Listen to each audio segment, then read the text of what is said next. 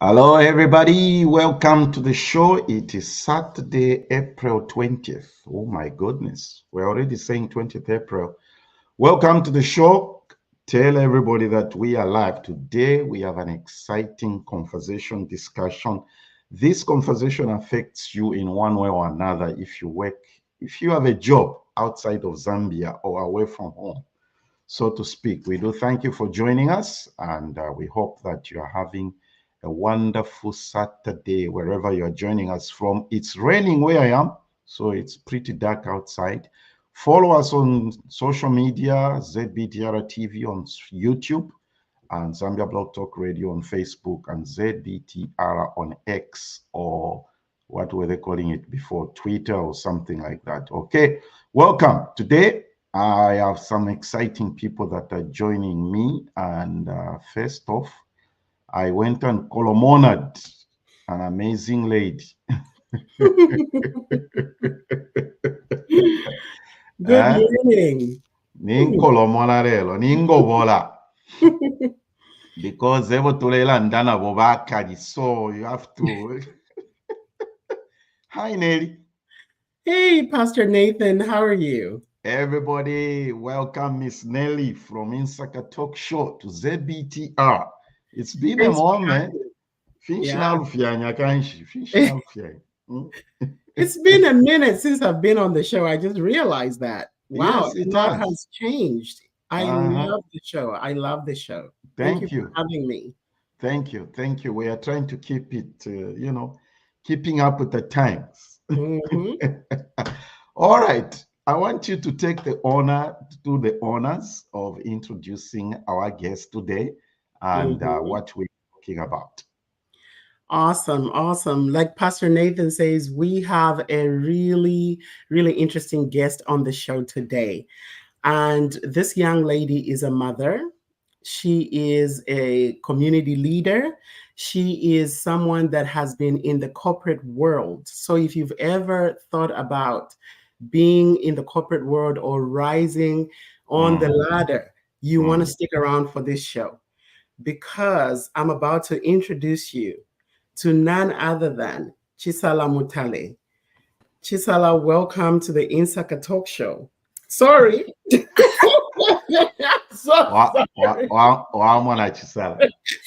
Nelly. Welcome to ZBTR. Please. Good morning. Good morning, Mashuken. Nelly, it's too early, Nelly. That's why you haven't been invited. You see, I thought you're lucky to come back, and then already you're messing up. Yeah. Okay, let's rebound a little bit. Let me tell you about Chisala. Chisala has served in corporate for many, many years. Her recent position was as Senior Operations and Change Management at Capital One. If you are interested again in climbing that corporate ladder, stick around. You will learn some golden nuggets here on the show. Over to you, Pastor Nathan. Okay, Chisala, welcome to the Insaka Talk Show. Thank you. Thank you. Maybe that's a sign that I need to go on that show too. Yeah, you need to. There you go. So before we get into our discussion, last weekend in Dallas, and by the way, today is the amazing, gigantic Kuomboka ceremony in Zambia, right? Yeah. It's taking place today. So last weekend, we had the Kuomboka Diaspora's Gala in Dallas, and it was, I mean, what I want us to do is, the three of us were there, okay? Yeah. For the three of us were there. So I want each one of you to share. Who shall we start with? The guest, right? Chisala. Absolutely. What was your highlight moment or moments at the Kuomboka? First, it's always good to see fellow Zambians that you haven't seen, whether they're in the Dallas area or from out of state. That was always amazing to see the fellow Zambians, and then also just to get a little bit more background on the Kuomboka ceremony, to see the dance, and when they brought the big boat in, and I was like, okay, but it was really nice. It was a good time. I enjoyed myself. Enjoyed yourself. All right, that's good. Okay, Nelly, what was your highlight moment? Yeah, I think, wow, there were so many. But I think for me, it was just meeting everybody, being in the same place. The fact that Mom was around, and we got to spend time with her, and my Insaka Talk Show ladies were there for support. Yeah, I think the highlight was the dancing. I love to dance. So when the dance floor opened after all the speeches, it was good to get boogie. Okay. I just wanted to ask you, Ngaba abo Philadelphia Blue. That is Priska van der Vestas Chira from the Insaka Talk Show. You know, I'm trying to start a fight here, right? I should even know that I'm in big trouble already. Okay, for me, like you all said, a lot of highlights that I can talk about. But first of all, that baby girl came and joined us. Okay, yeah, our lost daughter was there. There she is with the mother.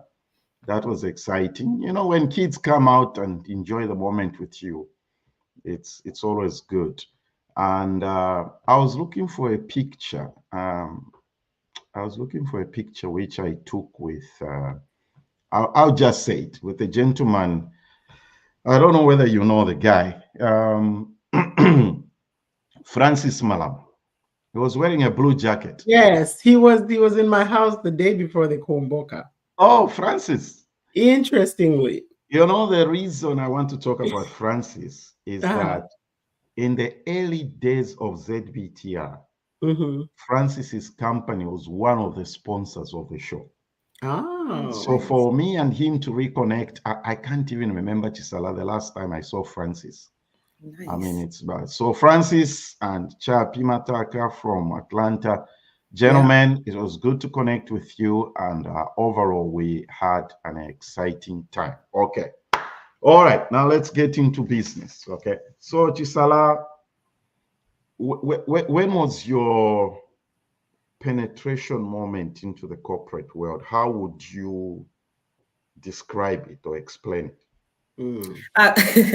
Good question. I think I would say that was honestly by accident, because when I joined the company, I just needed a job at that time. That was 18 years ago. So I just needed a job. I wasn't really thinking much about what's next. I did not believe in myself. I did not have like super big dreams about myself. until like 2-3 years into doing the entry level job. A manager that I had kept on saying, you need to step into leadership. And I kept on denying. Two reasons. The biggest reason was, as a single mother, I performed to where I could pick my own schedule. Everybody knows in America, schedule is important. I had to pick a schedule where I could be there for my son and then also do other things. So, but in being a leader, you work wherever they need you to be. So that was the number one thing that I could not afford to do that. And then two, I just didn't believe I was meant to do that. And so, and until my manager went out on leave and left me with some responsibilities, came back after 6 weeks of leave, and me doing that, I realized I enjoyed it. And so in my one-on-one with him, talked to him about how much I enjoyed it. So he started giving me more responsibilities until I was selected to be part of the management program that the company had at that time. So I went through that training, and then that's when I stepped into leadership. Okay. Wow. So you've mentioned here, how you had a leader, a manager that actually was able to recognize some leadership qualities in you and took advantage of that, right? And in retrospect, when you think about that and you think about the way you lead, because when you mentioned that when you got in, you really were just looking for a job and you were hesitant to step into the leadership role. But now that this manager has recognized that, hey, there's something in this person, and therefore I'm going to push them in that direction. Did that teach you to recognize leadership in turn in others? Yes. Oh yeah, definitely. And this is something that I believe in, and I still believe in seeing that that special thing in a person and helping to cultivate. Yeah, it's up to them to do the work, but you seeing it, talking to them about it, and helping them step into whatever it is that it is to help. Like, that is my number one thing. Even on like, there are a lot of things that people would tell you, even when I was leaving, like, people came to me and said, without you recognizing this about me, I would not be where I am. I never even realized the impact that I had on so many people until that. But I believe in giving back. Somebody trusted me, invested in me, and I still do it to today. And just a quick follow-up. Sorry, Pastor Nathan. No, that's okay. Just a quick follow-up. So now that you are recognized, you are put into this program, what did you personally do? What steps did you, Chisala, take, apart from what the job provides, to propel yourself upwards? What I did is also see where I was really good at and start getting more education. So it's not just somebody trusting in me, right? Like, I had to go and see what are the areas in this role that I want to grow, that I want to get like more familiar. And what does it take? Does it take me going back to school? Does it take me getting more a certification? I did all those things. So again, it's not just somebody believing in me, because you know what, that person might leave. That's and right. What is it that I have to show for myself that it wasn't just that Nelly liked me? No, Nelly saw it, and I have a paper to show for it, or I have results to show for what Nelly believed in. I want you to elaborate a little bit more on the steps that you took. I mean, you obviously you recognize that this requires me to do some things on myself, okay, on my side. So what specific steps did you take? What courses? What did you go back to college, or what did you do? What are the steps did you take? One of the biggest things that I realized is, as a people leader in the company, the focus is just for you to build on the people, to develop the people. But I didn't want just to have that one P. I wanted the other two Ps, which is the process and the project. So what I did is, one of the things I talked to my my VP at that time, that I wanted to enroll in Six Sigma. And so I didn't just go for, let me start with the yellow belt, the green belt. I went for the black belt. It took a little bit longer because I skipped these, but that was the number one thing, Pastor Nathan, that I did. I got my certification in Six Sigma, so I'm Six Sigma certified as for process improvement. What is Six Sigma? Six Sigma. Six Sigma. So it's a process improvement. So, you know, like how to improve processes. You just don't get up and say, let me fix this. I love fixing things, but when you know, like, let me follow the formulas, the right steps to improve the processes, even in the company, it helps. Your designation was change management. Yes. What did it entail? Change management. So change management, as part of operations leader, I had to think of, if there's a new process that is coming and it will hit my team, how do I get my team ready for that first call, for that first work? So I have to think of it as, does this call for my associates being trained? Does it require new systems? Does it require new processes to be documented? So that was part of the change management. And then also, does it call for us to hire new people? And with that, does it require us to change hours of operation? So all those things were part of the change management that I was responsible for. Okay. Wow. Well, I'm going to switch gears a little bit here and pivot to the family side of things. And as a single mother, Chisala, what was the most challenging thing that you had to do to ensure that your relationship with your son, Mutale, and your job as you're trying to climb up this corporate ladder doesn't suffer? How did you balance the two? That was hard, because once I stepped into leadership, and as I started climbing the leadership ladder, it required a lot of traveling, a lot of long hours, right? And that meant me being away from my son. And I'm very blessed that Mutale is an understanding child. That's number one. And then blessed to have family and friends around that always stepped in. If I had to go somewhere, I would make sure that he didn't stay by himself. And when I say that, family and friends, even the Zambian community, there were times, I remember when he was younger in middle school, I had to have some other people come in and just like stay in my house, and while I could travel, and so that he's safe. But the biggest thing is having a conversation with him and explaining the why I am doing this. Was super important at that time. What was his? Let's go back to that first trip you made, and what was it? What was his response? I mean, how did he react or respond? What questions did he ask? When I explained the why, he was very okay with it. I wasn't the one who was okay with it. Like, leaving him, it was me who had issues. Yeah.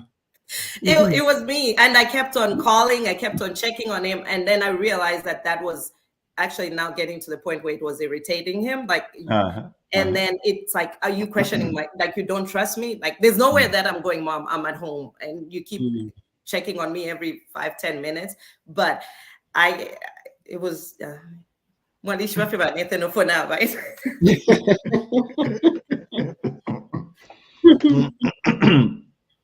Wow. So I want you to talk to the mothers. What does that do to the child? I know it's something that, you know, it was you, not him. He told you he was fine with it. Yes. But when you keep doing that to a child, what does he do? How do you handle that? Having gone through it, how do you handle that?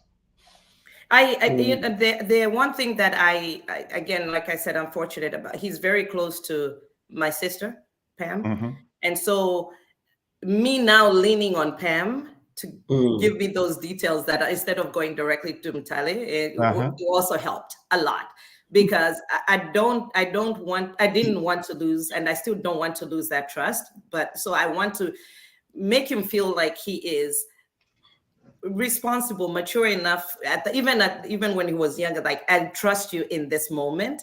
But it didn't stop me from worrying. So I could call him once, but then probably call Pam, and then if Pam like, Chelsea, I feel we know one, and now I'm like, okay, just checking or asking away where I'm like, oh, it's like, you're not being slick here. We know what you're trying to do. You're trying to check on him. Like, what did you guys have for lunch? Yes. Yeah. It's interesting when it comes to children. I found that it took my kids a while to really understand what I do. So I'm curious to know, in your case, like, for example, yesterday I had a meeting on Zoom. So I was putting on some clothes and tying up my hair and rushing into this room. And Malachi stops me and he goes, "Mommy, where are you going?" I said, before I could answer, he said, "You have a meeting?" I said, "Yes." Then he goes, "Is it a family meeting?" I said, "No, it's a business meeting." He goes, "Okay." So I'm curious to know with Mutale, like, at what age did he actually get it that this is what mommy does and actually understood it? I don't think I know the exact age, but it was around middle school, when he was in middle school. And I think it's what really helped is me stopping at my job with him, when I'm with him, going in with him. He meets the team, he sees what they're doing. And then when we get back in the car, I said, "So why are they talking to people? Why are they always doing this?" So he's asking those questions, but he had the opportunity of seeing me at work in the office.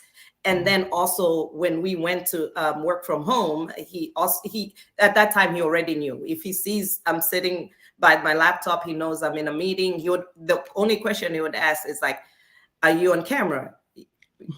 Or he had this thing of, he would stand in front of me like mute. And then he'll ask, "Are you on camera?" He was like, "No." And then he'll come, and then, but if I say yes, he'll just leave me alone. I still want us to circle back to that thing. You said, "I didn't want to lose that trust." The parent-children relationships can be very, what's the word? Tricky. And you may be coming out a certain way, and you don't know how much you are getting onto your kids' nerves. Yes. Yeah. How did you navigate that? I think through making a lot of mistakes, messing up, and then talking about it. But again, I think it's because you're a single parent and he's the only child. I wanted to make sure that I protected him. But I realized that the more I'm nagging or asking, he won't come to me. And right now I have this beautiful relationship where he can tell me, he'll call me. And even when he's in college, he'll call me and tell me about stuff. When he comes home, because he knows that, or he'll go first to Auntie Pam because he thinks Mom will blow a gasket when I tell her this. And Pam will come and say, "Don't trip. This is what happened. He didn't do it, but he was there," and things like that. But it all stemmed from giving him time to also feel like he's being heard, right? Not even if he makes a mistake, all I do is because I'm the mother, I yell, or I'm giving you these ultimatums because I'm leaving, right? Let's talk about it. And he still knows that I'm the mom and what I say is the final say, but he feeling like he's being heard, he has a voice in our relationship as a mother and son is super important. What is that being heard look like? What is that being heard? How do you... When he's explaining or telling you things, listen, don't interrupt with questions, or when you don't like and makes facial expressions. That's one thing that I could, like, even at work. I was fortunate enough to have people be like, they'll ping you and say, Oh, Zambia, fix your face. Like, okay. Your But colleagues at work would say that? oh yeah, no, I had a person from Zambia on my team, so he would fix Uh-huh. Zambia, fix your face. Fix your face. Uh-oh. Yes. I like that. I Yeah, like that. but it's that, like, yeah, I as a people leader, it's the same concept, right? Like when somebody's coming to you with a problem, let them feel like they can explain before you judge them, and that's the being heard that even with our children, I think is super important. It doesn't mean what they did wasn't wrong or wasn't a mistake, but let them tell you, and then you also tell them without them feeling like they cannot trust you enough to come and tell you whatever it is. I like that. I really like that. That's interesting. I want to pivot a little bit and just talk about, and I'll give you an example. I had the privilege of meeting Miss Cynthia, the CEO of the Mavericks team. Right, she's a woman. She's Oh, leading a wow. team of and she has something that's called 2 cents, because most her friends call her Cent, short for Cynthia, and she has this thing called two cents, right? Like, let me give you my 2 cents. And one of the things she talked about is being the only one of her kind with a seat at the table. So you being a double minority, you are a Black woman, you are a woman, and finding yourself in a corporate world, right? So how do you navigate the issue of being the only one of your kind with a seat at the table? And what steps did you take, if any at all, once you realize that, to actually change that narrative? Yeah. I did find myself in a lot of times as being the only one with a different accent, the only Black, and with a different name. And I quickly realized on that I did not owe anybody an apology for who I am and why I'm there, right? I realized I've worked hard. I do everything that I am to deserve to sit at this table. And what was super important is my voice being heard. And what my voice being heard meant is I'm speaking on behalf of the 178 people under me. I'm not just speaking for me. I'm speaking for the 178 people. And that was super, super important for me. Again, it did not mean me being aggressive, me being, let me go and show that I know what I'm talking about there. It is using wisdom while you're sitting at the table and finding the moments where you speak and share what it is that you need to share. So you are in this meeting, okay, and somebody talks down on you.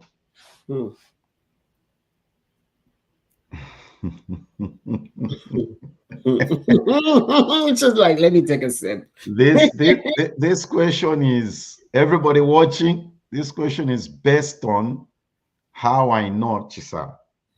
So somebody talks down on you in the meeting and you meet them in the hallway. How does that go? Oh, I'll probably first, before the meeting is over, ask for a one-on-one with them. So we don't meet in the hallway. We can talk and have a conversation. And and then give them an opportunity to explain why. And then also, hopefully they will learn more about me before we get to a place where it happened twice, where it got to a place where it had to be escalated to HR because the person just was not able to just get past the fact that I am an African who is being featured in so many important places. Wow.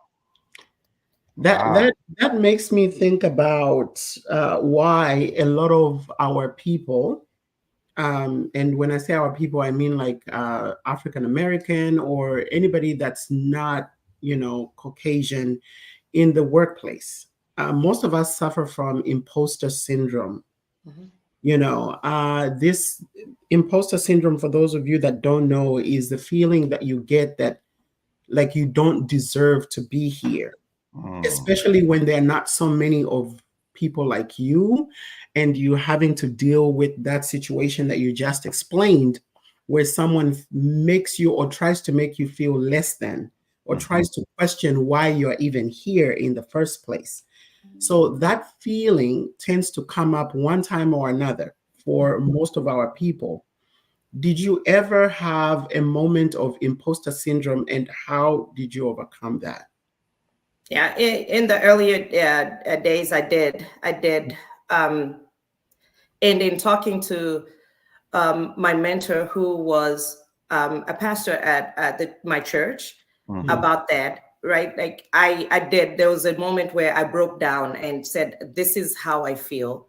Mm, And back then, I was just a team leader, mhm, and she broke it down and said, God doesn't make mistakes. You are where you are for a reason. And knowing that I'm there not just for myself, but I am the voice of that small team that I had then, mm, made me look at things so differently, Nelly. And I realize sometimes we're given a responsibility, not just for you. Yeah, you can reap the benefits of it, but that responsibility could be for your family or others. And at that time, and even through wherever, it was my team that I cared for the most. Yeah, yeah. I climbed the ladder, I got the benefits of it, but my team would tell you how much, like, I fought for them, I cared for them. Yeah. And that is one thing that made me, again, every single time I'm sitting at the table, even if I'm the only one. Mm, And it also stopped me from, as Vanessa said, not that salad coming out at that moment, because again, it's not about me. Let me use wisdom here, and let me find the right moment to voice my opinion, to share like what I need to share. You mean, Chisala, at no moment did that thing come out in Shirefwe Chivereshi anymore? Oh, you did. It did. Do I Uh, keep? Oh, it did. it did? It did. Like I said, it took a lot of maturity, a lot of feedback, mm, getting feedback from not just your people who are over you, but Mm-hmm. even people that are under you. Like I said, when you have somebody telling you fix your face, Mm-hmm. who reports to you. I didn't take that as an insult. I took that as, I have a village that cares for me. They don't want me to mess up, because I could mess up in that moment, and it will just not just mess me up, it'll mess everybody else up, right? That's right. I had allies who cared for me, and even mm. if they see that my face is changing, somebody Mm. would step in and say, "No, I think what she's trying to say is this." Yeah, I had those moments, but yeah, before that, not a trip. Charlie Tripa. You know, one of the moments I've enjoyed in the workplace, when somebody walks up to you and says, "Hey Nathan, what's happened to that magic smile?" You know, Mm, then I know that, like you said, Zambia, fix your face. Eh? mhm. I I think like, we're very expressive. Yes. I like that. Zambia, fix your face. Eh? You know, some of us, it's not difficult to tell that we are not happy. You know Yeah. what I'm Mhm. saying? Yeah. Yeah. I don't pretend. No. You will know that I'm Mhm. not. You Yes. will know. Yeah, You that's will know. me too. Like, you know. I know. That's why I'm telling everybody watching that it's just the way I know you. I mean, okay, let's take a break here and we'll be back.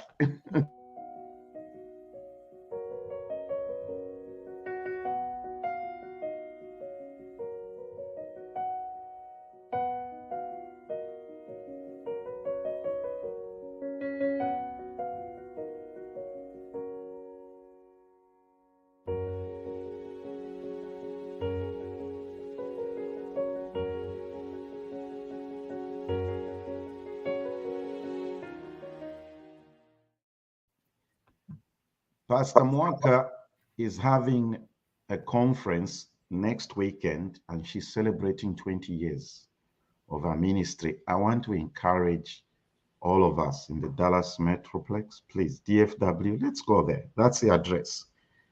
Sheraton Hotel on 114 when you're going to the Dallas, you know the place. Exit Esther. That's the address there. Starting on Friday 26th to the 28th. If you look at that fly, there are 3 Zambian speakers on that fly. I want to encourage us all to go there. Let's support our own. 20 years is a milestone. It's not a small joke. Some people start things and within 6 months they are dead. So let's encourage Pastor Mwaka and go out there. It's Friday night, Saturday the whole day, and Sunday she's having a gala. Pick one session you can attend. Let's support Pastor Mwaka. Our guest this morning, afternoon, if you're in Africa, evening, those in the Pacific West, Australia and those areas, is Chisala Mutale. She served as senior operations and change management. We're having a conversation here about what it is to be in that. First, let's check on the village here, okay? Balachfalefia Blumo picture says, good morning from Baltimore. And Intungulushi from Ichpani says, good morning. You all understand this is a Dallas affair. That's why I'm using that language. Morning, Brenda. Good morning, family. Good morning. And New Jersey. Abakankala from New Jersey. Hey, Winnie. All right. Let's check on some more people. Okay. So I think when you said the welcome to Insaka talk show, Priska said I was sure. Yeah. The biggest challenge in corporate America is having young kids. You are constantly split both ways on childcare pickup and your availability job. Okay. Absolutely. True. Thank you, Chisala. My next class is 6 Sigma. I'll be calling to get more information. I got you, Priska. Excellent, excellent. All right. I'm taking mine right now, actually. Oh, you are? Mm-hmm. Okay, need to. Okay, yeah. Even if Penelope just puts up some nice faces up there. Maybe. Good morning from Atlanta. And here is another one of us enjoying this conversation. I was late though. We shall send the bill for showing up late. I must go no. Yeah. That's the only payment we'll take. All right. Mom, Dr. Nyendwa says, good morning. For me, it was a patient who said, what are you doing here and when are you going back to Africa? I wish I could answer that on behalf of Mom. Do you know, let me be honest and transparent here. I had an incident like that. Do you know what I said to that person? I came by plane.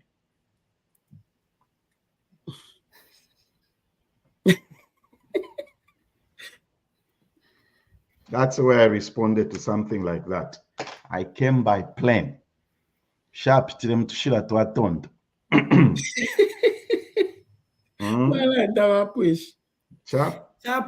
Yeah. I came by plane. Of course, that wasn't Christian. Okay.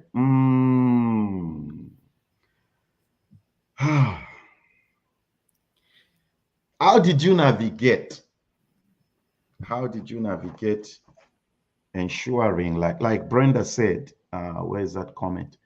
How did you navigate between not ensuring that your relationship with your son suffers and also ensuring that you are there when you are needed at the job? So when he was younger, I was actually on the phones, taking phones at that time. So I had that was I had to work a certain schedule, and you have to go in and clock in. When you're a manager, it's different. You can take a call in the car, or you can not. You can be at the house doing something, but when you are on the phones, you have to be seated doing that. So that was really, really hard. Relying on Pam, other family members, daycare, of course, yes. Like, when do I pick him up? And there were days that I would pick him up and then sneak him back in the building and put him under the desk while I finished my. I did. I did. Wow. And locking the door and telling the kids not to answer the door. That time we had land phones in the house, Yes. right? Yeah. Don't answer the phone. Don't answer the door. Yeah. And when when you get in the house, first thing is call me. Even if I don't answer, at least I'll see that you called me from the landline. I'll know that you're in the house, and lock the door until I get there. Yeah, if I may, on this one, I think it just speaks to the testament of who we are and the importance of community, right? Wherever you go, it's important to build that sense of community, because no man is an island, and especially if you are a parent. I remember when Manasseh was first diagnosed with type 1 diabetes. The way we found out was just weird. But one thing I remember was, having been at work, I have this other child. Michaela was only 2 years old. Pokela, Kuyanda, Sandra, and them, they were like, okay, we're going to take turns. They passed, I think Michaela was passed from one home to another. In one day, she went to like 3 different homes because they had to navigate their schedules. Yeah. They worked that around. So I can imagine the same thing with you, where you had to rely on people within the community, because I know at some point in the past you also served in the Zambian community in the DFW. So I think that helps people soften their hearts towards you when you have an issue. You can't do this alone. And it doesn't matter whether you're a single parent or married. Like, you can't. You need others. You need others around you to help you. I like that. It's very important. That's why community is key, And people, let's stop saying this thing.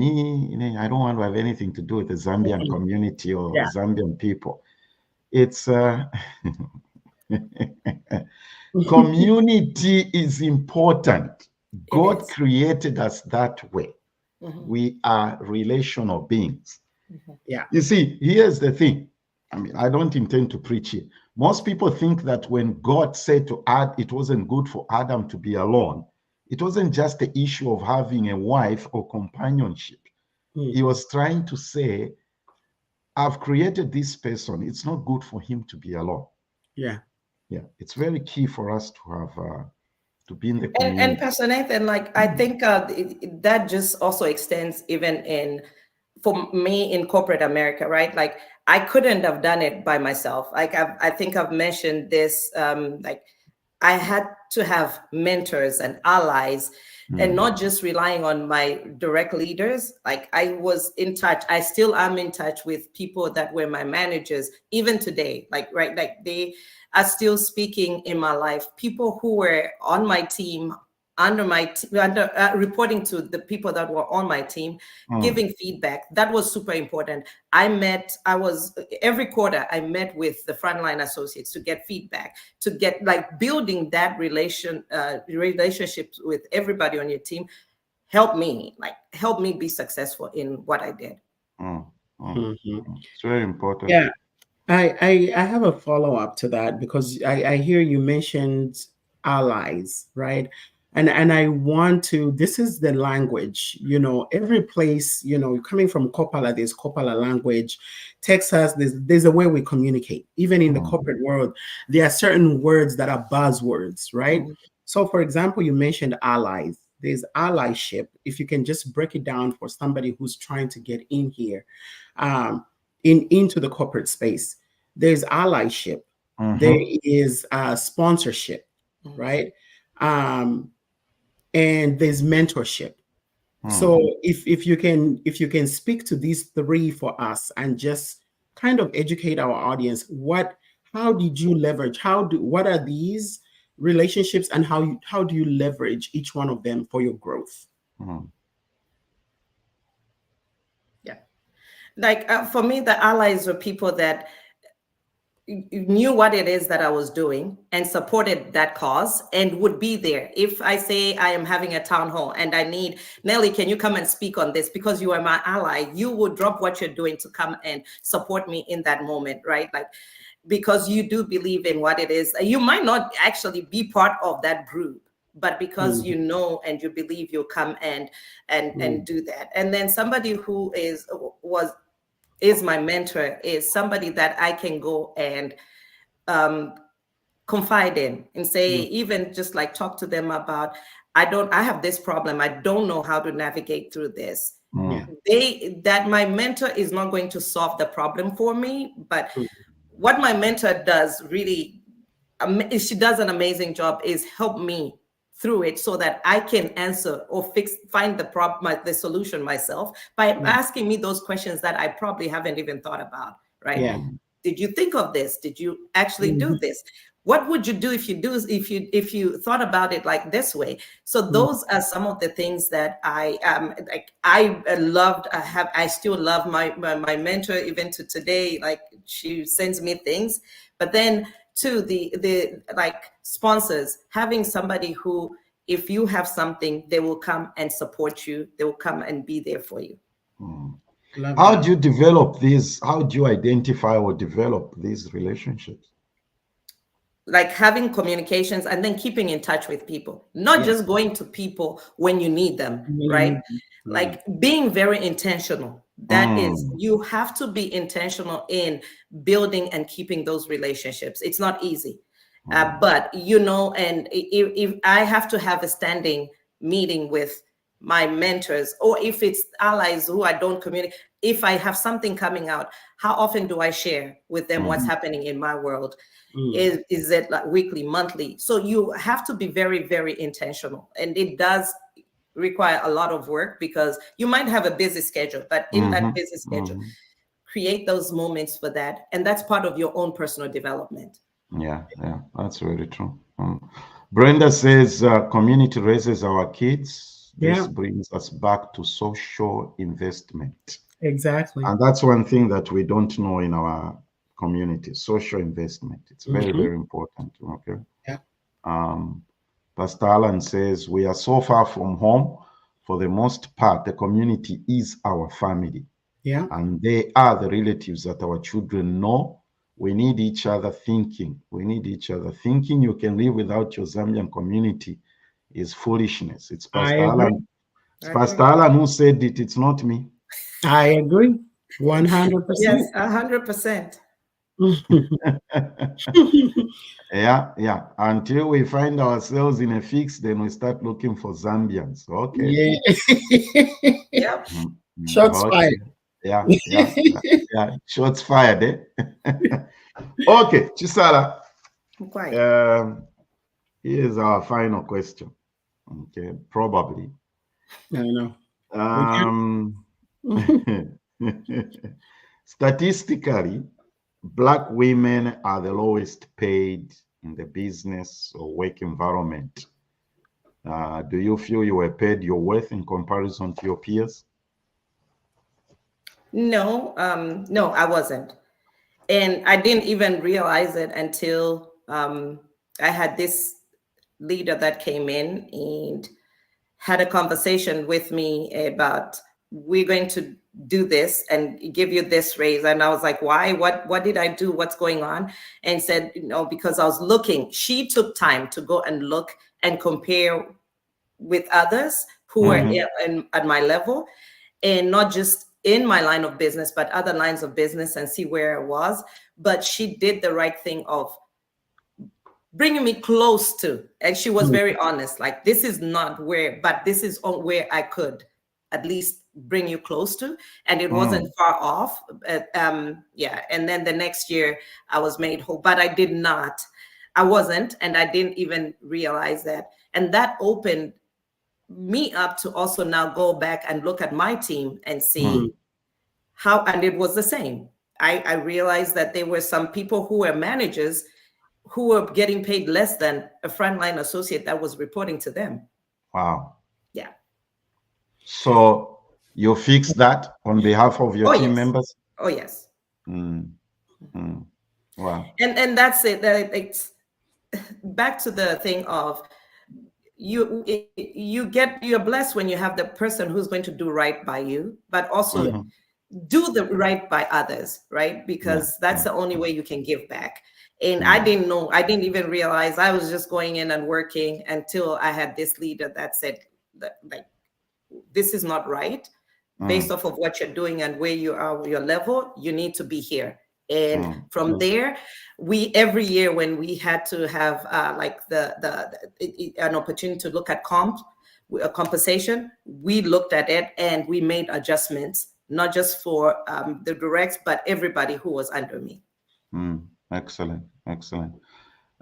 Next week, I'm going to have a Friday special feature. I'll be talking to the Liwewe family. They are celebrating, I think, 10 years of his passing. So I'm going to have a special feature on Friday. I'll be speaking to the Liwewe family. And one of the footballers from Akale, I won't say his name. So you look out for that on Friday. And I want to encourage you again. Pastor Mwaka is having a conference starting this Friday. That's the address where the conference is taking place. Sheraton. Most of us who live in Dallas, we know the place I'm talking about. Okay? Papa Sheraton Paria. Swing by on Friday night, Saturday morning, Saturday afternoon, Saturday evening, and on Sunday she has a gala. Exciting time. Let's support one of our own. Chisala, in all this, your experience, and I mean, you're still going in life.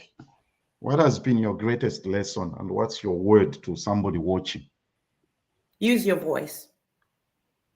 Use your voice, and don't allow fear. Don't allow the noise in the world to stop you from being who you are, who God created you to be.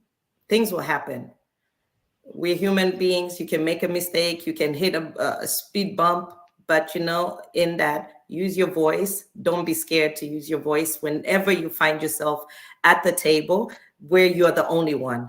Again, pray for wisdom and guidance. Don't just use your voice anyhow. No. Know when to use your voice. But don't say Naishre Mondeke. I only say that when I'm behaving like Simon Peter, who said, "No, Lord, nothing is going to happen to you." Before we go, Nelly, what's on ZBTR tomorrow? I like that. You all know Nelly is one of the co-hosts and founders of Insaka Talk Show. They come on every Sunday at 1 p.m. Central Time. You can do the math for the Zambian time. Nelly, tell us what's on the show tomorrow. Yeah, tomorrow is a very interesting conversation, one that could possibly save one's life. We are talking about recognizing the danger signs in an abusive relationship and knowing when to walk away. So please do not miss that one. Miss Winnie and our brother Henry Mazaela Sakala will lead us in that conversation. So I'm sure Kabamapinda, be ready to learn. I know, right? Bro. And thank you so much, Pastor Nathan, for having me on Zambia Blog Talk Radio. Okay. Oh, if you are in an abusive relationship, call me. I know. Call me. I like that.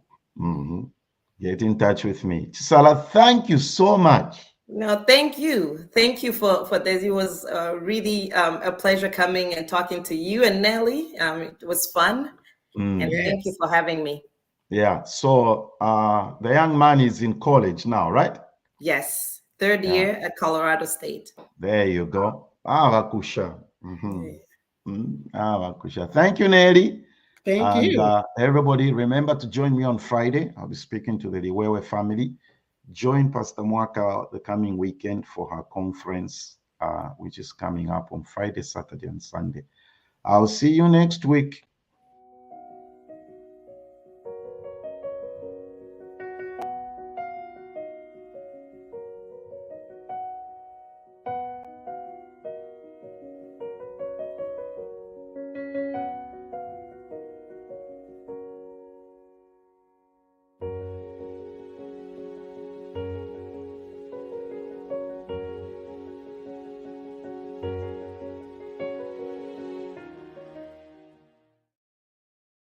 Zambia Blog Talk Radio.